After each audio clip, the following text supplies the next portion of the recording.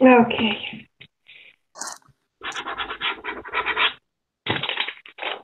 Hey, hey, hey. What's up, everybody? Welcome back to our Banaka channel. I'm your host, Har Banaka, and we have a guest tonight. And the name is, please introduce yourself. Serious. SyriEyes. Yes, serious. Because even when I'm joking, I'm being serious. That's a hell of a punchline, even if you're joking, you're serious. Uh, all right, so tonight we are actually discussing a topic that has to do with integration and segregation. You know, and to be honest with you, how did that topic come about? I can't remember. Well, you're the one that said cultural integration. Mhm. Oh, I don't know why you're asking me about the topic. You came up with it.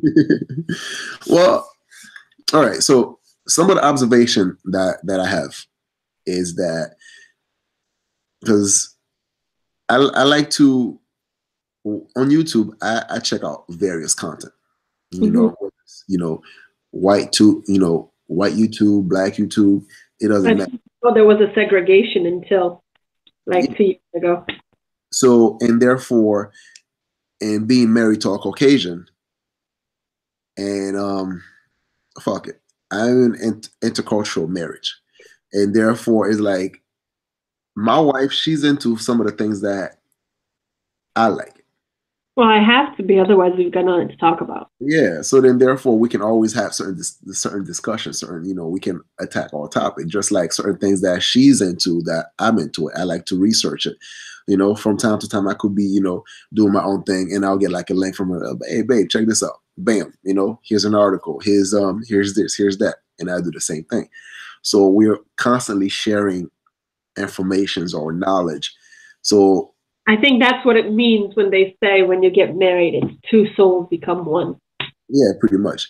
And a lot of time it's like there are still things that we might disagree on, but and these are the disagreement that we also now we get to discuss it because I like to come across things that we disagree on. Well, not Yeah. always, because sometimes our disagreement lead into like some big ass fucking fight. Well, Sometimes. just need it sometimes.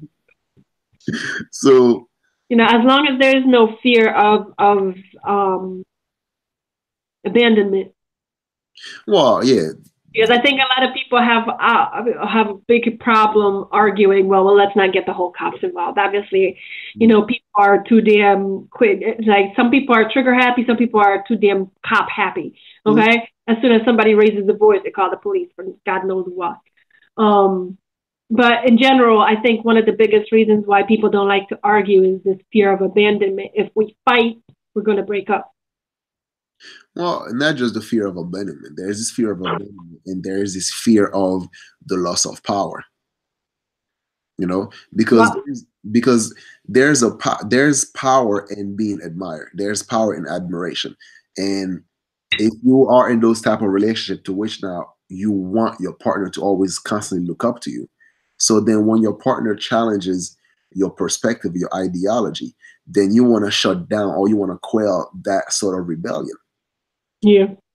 So then therefore it's not so. But And that's a tiny bit narcissistic, though, isn't it?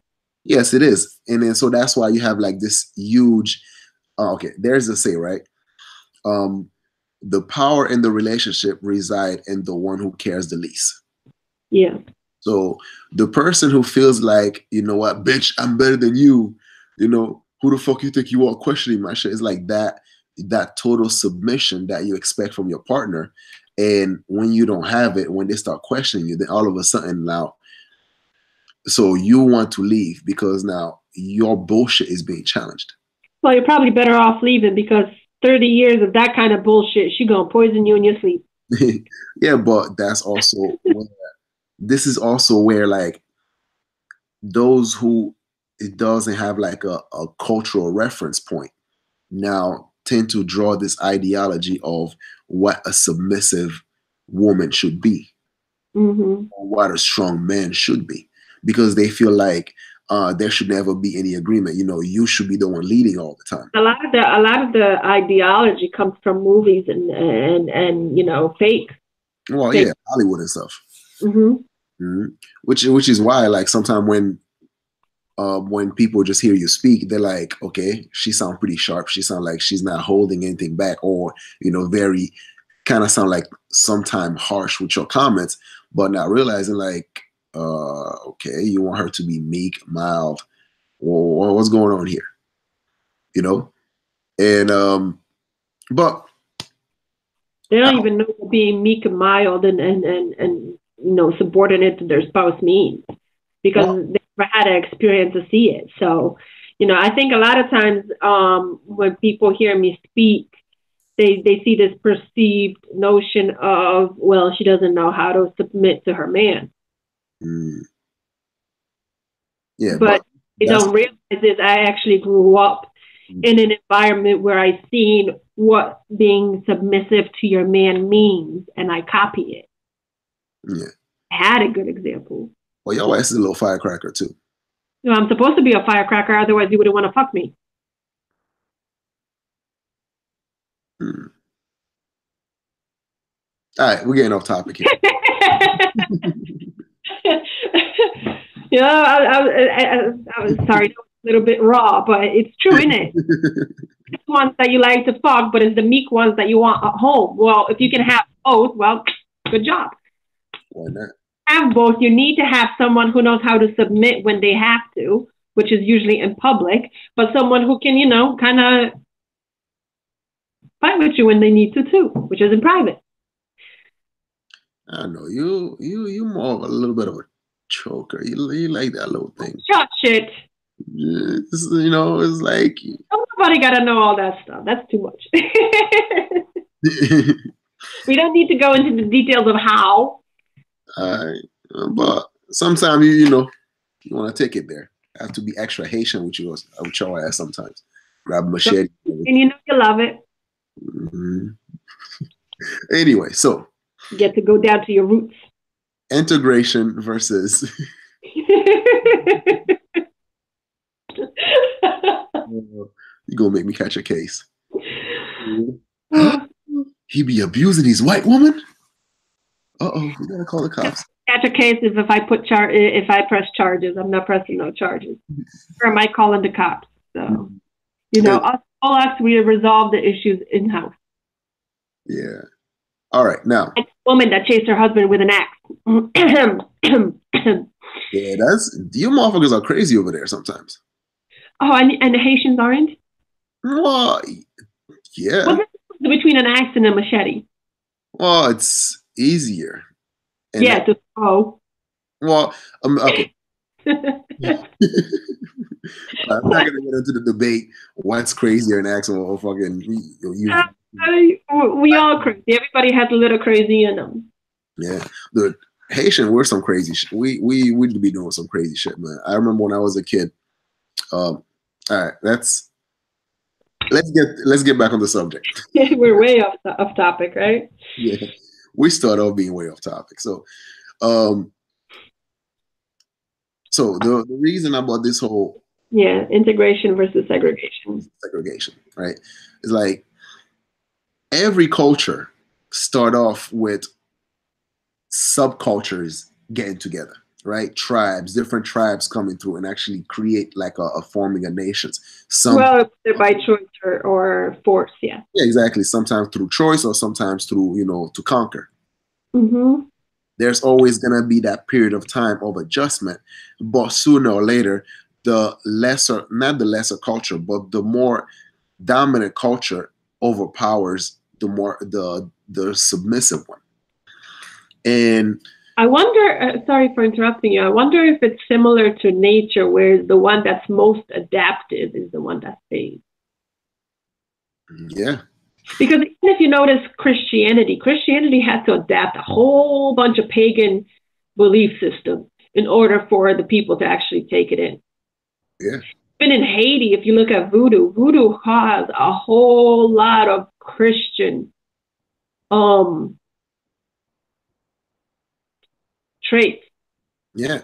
Well, because voodoo came about when, let's say, when the slaves they had to, when they had to worship, Yeah. so They were therefore, forced to worship a certain thing. Well, the same thing with Christianity. The Romans brought Christianity, and then the pagans kind of adapted their little thing. exactly. So they had to, in a way, they had to mask whatever they were trying to worship. They had to mask it based on whatever the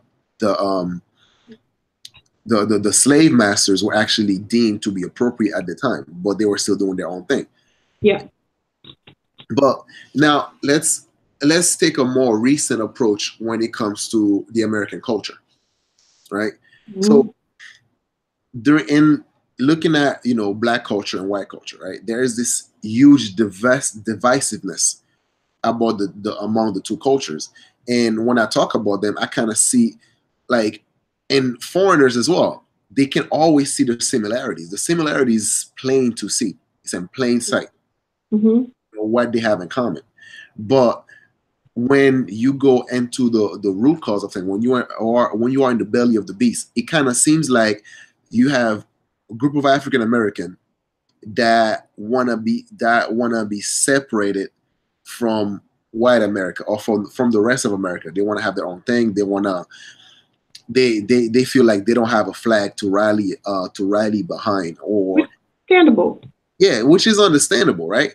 But at the same time, you now also have a group of Americans, or a group of black Americans. Now they feel like, well, I'm part of this country as much as you are. I have every right to be here. I did not ask to be here. So then therefore you better fucking deal with me. So Mm-hmm. I contributed to this society as much as the next white man or the Latino, whatever it is. So then therefore they now start to find the flag of Africa, of America. Mm-hmm. So it's the right to do that also. Yeah. So now the thing is like, what's your opinion on this matter? Like the whole Martin Luther King versus Malcolm. I think both groups have a right to exist, and both groups have a right to choose. The problem arises when one is trying to force their opinion down on the other. I don't think skin color is specific enough of a label to group around. I think there's so many different black people that just black itself is not a community. Just like just white itself is not a community. The problem I always had being in America is when people categorize me as white, they categorize me as white American, which I am not. So when they categorize me in with the white people, it feels like, you're insulting my ancestors. Right. Because a lot of my ancestors fought against the same mentalities that you are fighting against right now. So that's an insult to my heritage, right? So it's almost like me saying, you're an American, so deal with it, right? That's insulting your heritage as well, because you feel like you fought against this stuff, so you shouldn't be included in that, right? Mm-hmm. So I don't think skin color is it's not specific enough. There's too many variations in personalities and characters to group behind a skin color. So you have to shrink the community down into other categories in order to be able to function. And that's where you have the conscious community, the street people. So they're all categorized, and they're trying to force one mentality on all. It's wrong. Mm. It's wrong. So the people who want to integrate into the greater American culture should be allowed to integrate into the American culture without feeling lesser than. Just like the people who don't want to integrate into the American culture and want to build their own should be allowed to without feeling like they're lesser than also. So this whole thing about, oh, well, you're not black enough or you're too black, it's damaging. It's more damaging than it is healing. The same thing with like, I don't have a problem with certain American traits, but I never wanted to associate myself as American because I'm not an American citizen. So when I'm called, oh, you're white, I often correct them. No, I'm Polish. Why? Because Polish is my heritage. I see myself as a Polish woman because I associate myself with the Polish history and the Polish heritage, and I'm allowed to have that. So do you think that African Americans should actually adapt the American heritage? As a whole, Yeah. um, that's something they would have to decide for themselves. I cannot say because I can understand the argument for both sides. Mm. I can totally understand. If they want to stay in the States, then I think, yes, you need to try to work with the rest of the culture to integrate because, multiculturalism struggles to as you see, it becomes polar opposites. It becomes very extreme and it's very damaging to the psyche, to the community, and it is pushing towards war. So if you want to segregate, maybe you can take over a state and create a separate country out of it, kind of like how Texas and California want to do. They want to, what's the word? I forgot the word for it. Mm. They want to separate themselves from the United States. Maybe you could go down that route if you wish to. Basically create your own section. But I fear what will happen if you do this within the United States. I fear what will occur is the same thing that occurred with the Native Americans, where you are given a reservation and it will shrink over time. Mm. Because you are within the borders and you are not demanding your own borders. I can understand why you're not demanding your own borders, because you will create a country situation similar to what Haiti's going through.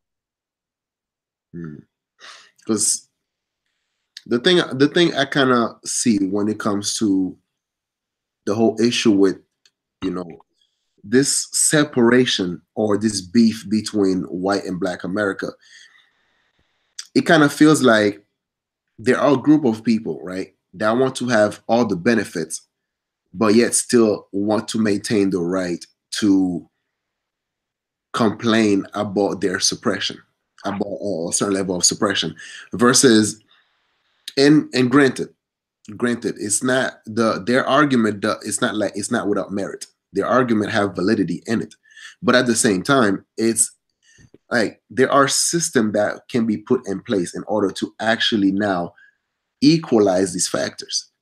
Yes, but you cannot do it on such a large scale as skin color. You have to do it on a. That's my point, though. So it's like, in order for you to make that change, you have to start from an individual basis. Like, for example, when it comes to family structure, the whole group of black people cannot get their shit together all at once and be like, you know what? All right, I'm gonna actually, get me a good woman and actually have a family, and we're gonna stick with it, and we're gonna actually start building our own family wealth. No, usually happen with individual, Yes. individual. And the funny thing about it, though, too, as well, though, is like, Haiti, when Haiti first started, there were so many factions in place. You had the blacks, the Buccaneers, and then you have the mulattoes, and then there was always this power struggle of, the mulatto wanted to have the same right as the whites, and then and sometimes you have the mulattoes that were actually had a lot more money than whites, but for some reason the whites were actually looking down to them, and so now they actually use the blacks in order to fund that revolution. So that's why, even with the whole flag, the red and the red and blue symbolize the union of the mulattoes and the blacks. So then with so with African American, it's like, yes, you guys, there were slavery that occurred and all that stuff, but with the Civil War that happened, granted, it was a financial decision, but that Civil War happened nonetheless, and therefore you had shed blood into the battlefield when you actually joined with the North to actually fight against the South. So you have contributed to your liberation. So that is to be proud of, instead of actually just feel like you to continue to have that defeated mindset, whereas, well, you didn't win your freedom outright. It was given to you. No, you fought for that shit. You know, and you have every right to be proud of it. Yes, there was like a lot of things that happened afterward, just like in Haiti. After our independence, it wasn't all rosy. We still struggled as a You're man, still, you know? you're still experiencing. There's plenty of documentaries and documents online to find about modern Haitian slaves Yeah. in the Dominican Republic. Hmm. You know, just I think it's called Black Sugar. Is one of the documentaries. I think I shared it. I sent you an email with it. And that speaks on modern indentured servitude of the Haitians, where there's still documentation of Dominicans crossing the border and kidnapping Haitians and forcing them to work you know, from sun up to sundown, just cutting sugar and shit. Called Black Sugar? Yeah, I think it's called Black Sugar. I shared it with you. It's in your email. All right, I'm gonna check my email and check it out. You can actually copy it and put it in your description box. All right. Yeah, there's so you know? That's the thing though, it's like things are still happening. Mm-hmm. But a lot of time that we feel so emotionally connected to the reality, it might not even be happening to us, right? But we're so emotionally connected based on whether we share this a similar skin tone with a person. It's not about sharing a similar skin tone, because Haitians and African Americans share the same skin tone, but yet African Americans do not feel any which way about the Haitian slaves. African Americans share the same skin tone as a lot of the Africans that are in Libya. There is an active slave trade occurring in Libya that has been created due to the acts of your African American president. Mm. There was no active slave trade until the war in Libya occurred. So you could technically point out that an African American president has started a war in Libya that has created the African slave trade. Okay, you could point that out. I mean, it's reaching, but it's there, right? So do you feel any which way about that because you're sharing a skin tone, or do you not because they're not African American? So that's the thing. That's why, you know, African Americans can go to Africa and say some funny stuff about Africans, how they live. Or so someone in the comment section can say, well, the reason Dominicans treat you badly is because you look Haitian. That, well, don't you all look Haitian? Because you all share the skin color. You cannot claim a skin color as a community for one thing and then refuse to claim the skin color as a community for another. So that's why I say skin color is the wrong way to go, because you don't choose it, and two, it's too big of a variety in characters and personality in order for it to be categorized. That's why, you know, you feel the pain and suffering of your people. So you don't feel the pain and suffering of every Black person on the planet. You feel the pain and suffering of the African Americans if you're an African American. I feel the pain and suffering of Polish people a lot more than I feel the pain and suffering of Americans, for example, right? But that doesn't don't feel it. I'm actually empathic, so I feel the pain and suffering of anybody that's actually suffering, right? And I wish I could end it. The problem is I know I can't. So I focus on the stuff that I can, no matter how small it is. Okay. So went on a bit of a rant there. No, all right. I did want to point out one thing that you said. What is it? Actually, when you mentioned the war between the mulattoes and the Buccaneers, it's actually interesting because it reminds me of the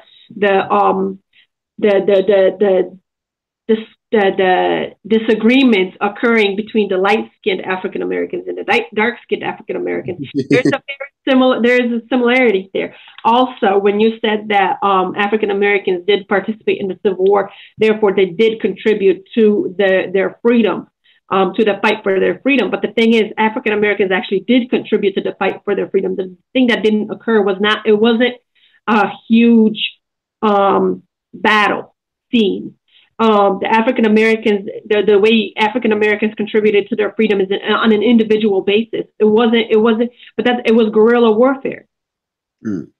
It wasn't a huge battle on a field. It was guerrilla warfare. You guys did it in small groups and ones-on-ones. It didn't mean it didn't happen. But the thing about it, though, it occurs nonetheless. You know, exactly. So there's this Be proud of that shit, man. They contribute to to the American history in a huge way. I mean, let's even take, because music can tell us a lot about about a culture, right? And music culture. Yeah, and as you can see, right, lately I've been checking out, I've been sharing all these music videos. I don't really share them. As soon as I save them on my playlist, then automatically share on Twitter. Yeah. And one thing I realized, right, is a lot of these Caucasian music sound very similar to African American music in the 90s and the early 2000s. It's like the whole swag that they left behind. It's like the leftovers, and now the white Americans are now picking up on that and capitalizing on that. I'm sorry. White America has been capitalizing on the African American music. African Americans are very creative people. Yeah. I think one of the reasons that their community tends to focus on the destruction rather than creation is because they're struggling to find a funnel for it. Well, it's not just they're struggling to find a funnel for it too. It's a psychological warfare. Well, yeah. That, so the complaining, I mean, not the complaining, when they mention that there's all these apps, those psyops, to actually bring down the community, and to a certain level, it is right. But ask yourself why. Yes, ask themselves. The enemy must see you as a threat in order for them to psychologically attack. Yeah, but now here's a kicker, though, right? Here's a kicker, because so some can argue that someone like me that are in intercultural relationship, right? Let's say that if I was American, I'm Haitian, so I don't care about that, right? You can't try to put that label on me as me being black. So you know how it goes, right? When he suits them, then I am black. When he doesn't suit them, then I'm not American. So I shouldn't be talking about black issues. You know how. But say that because I am in an intercultural relationship, and that automatically means that, according to some, not all, according to some, that I don't care about black issues, then I am part of the problem instead of the solution. I could have get me like a black wife. Some say you don't care about the black issues, and some say mind your own business because you shouldn't care about the black issues. Yeah, all that stuff. And who do you listen to? Yeah, and to me, and to me, it goes this way, right? It's like this. So I believe in integration. I believe that you create your own hub, your own people, your own tribe. Therefore, if I have something to offer to the society which I live in, why not? Yep, absolutely. If that society accept me, then why not? Like, one of the reasons why I think the African American communities is so destructive is because those who can actually build are the ones that have been ostracized. The ones that they're looked at as the nerdy ones, the square. That's an American thing. In America as a whole, nerds are frowned upon. I think that's the only country that frowns upon nerds. To a certain degree. Yeah, until they make it. Once they make it, then it's great because they've got the finances. But until they make, I'm talking about like growing up, because growing up, that's when our psyche is built. Right? That's when our insecurities are built. That's when our psyche is built. So growing up, every nerd gets ostracized. Trust me, I've not met a nerd that did not get picked on because of their nerdiness. Good point. Fair point. But then again, now the question is like, why is that? Once like certain nerds, once they reach a certain age, then they get accepted, and then other nerds, they never can actually really get accepted. Like, why?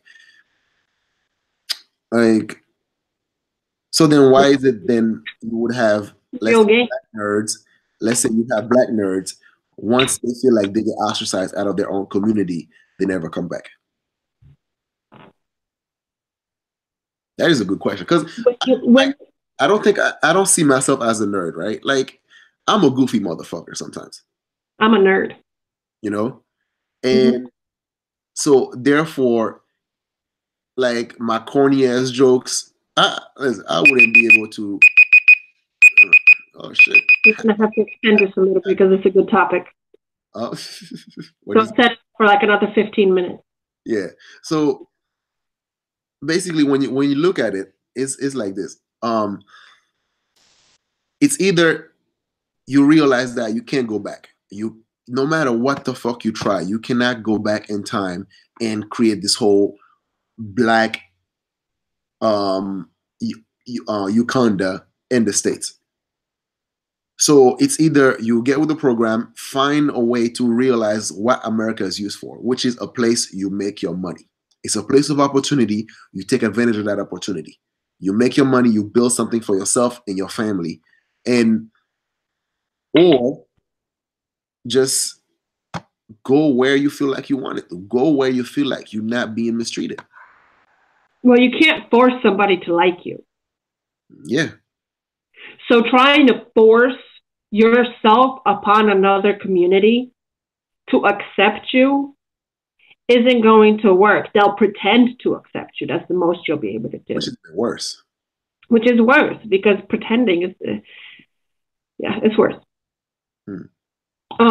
But you hit on a good question where you said, why is it that nerds, when they, once they grow up, they end up just, when they get ostracized, they never come back, right? Yeah. There's actually two groups of nerds. Nerds is probably a bad phrase, but it's the best way I have to explain it at the moment. But there's two different nerds. There's one set of nerds that always felt left out and feel bad about being left out, so always try to fit in. And they're the ones that will be that way for the rest of their life. Those are the ones that will do whatever they have to do to fit in with a certain group of people. Those are the ones that will struggle to be themselves. And then there's another set of nerds who grew up being ostracized, who grew up being picked on, who grew up being left out, and they grew comfortable with it, to a point where they have no problem standing on their own 2 feet because they always have to stand on their own 2 feet. And those are the ones that will leave and won't look back. And a lot of times, those are the ones that find another person that is just like them. Just as nerdy as they are.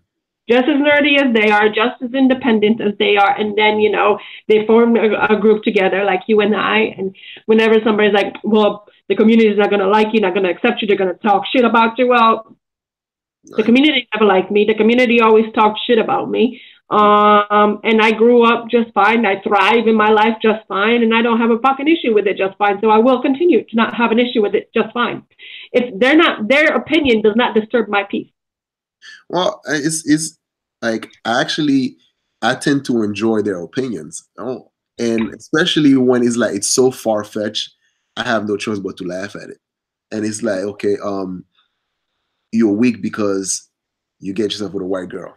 Okay, well, I guess if I'm weak, then that's in your favor. So you get to pick the strong, the strong black man that will be able to actually handle you, or it's like there's so many different circumstances, so many different excuses as to why, like, a decent person decide to actually. And the thing about it though is like, I also need to point out that the stereotype of the whole, the stereotype of the hoodlum, the whole urbanized, neighborhood that represent black people, we need to destroy that shit. Well, that's been perpetuated by what a lot of black people consider their enemy, the oppressor. That mentality has been perpetuated. That's a stereotype that if you play into it, you're just perpetuating your.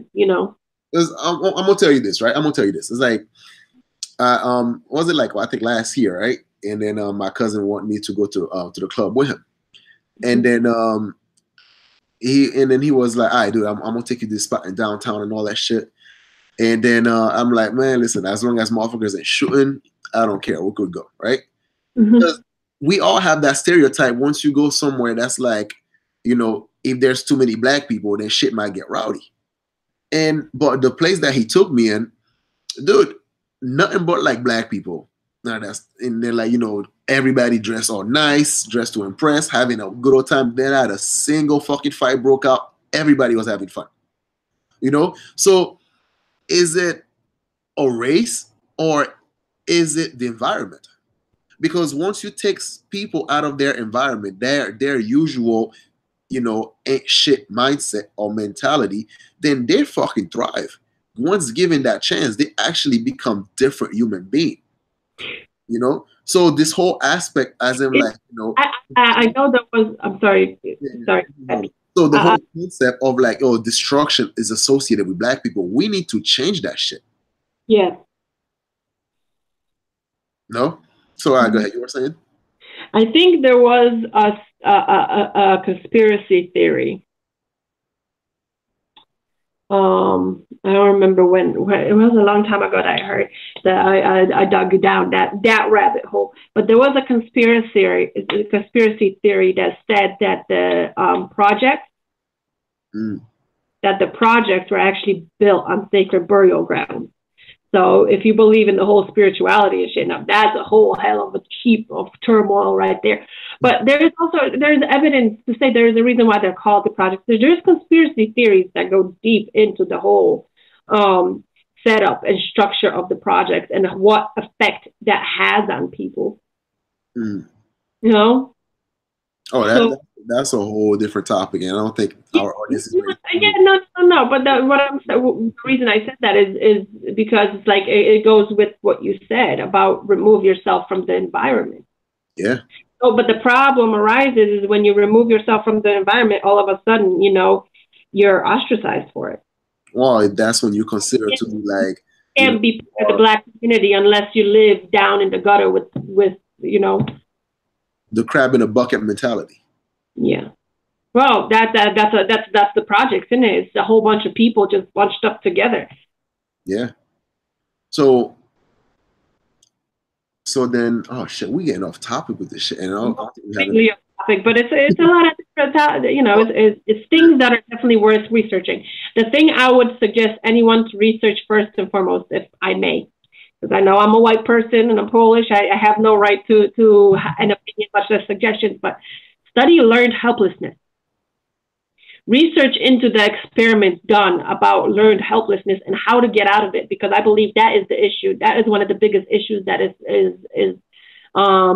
you know, providing a mental block for a lot of people is learned helplessness.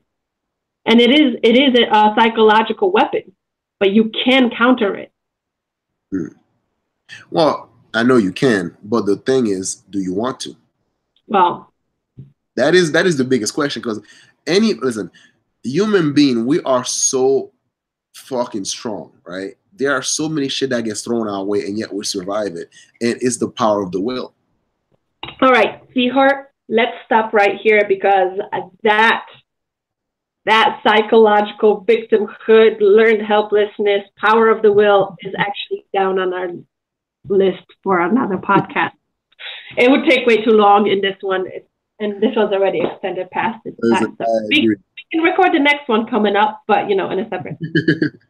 All right, on that note, then we're going to have to freaking leave that where it is right now. So, our Banaka here, and SYRIEYes. Yeah. All right, so we out of here, guys. Share, like, comment, subscribe. Yes. All right, and then you can find SYRIEYes at Twitter. Yeah, on Twitter. Yeah, on Twitter. You can find her on Twitter. Write it down in the description box. Gotcha. All right, babe. So I'm gonna talk to you in a bit. Yep. All right. Mwah. All right. Mwah. Bye, babe. Bye.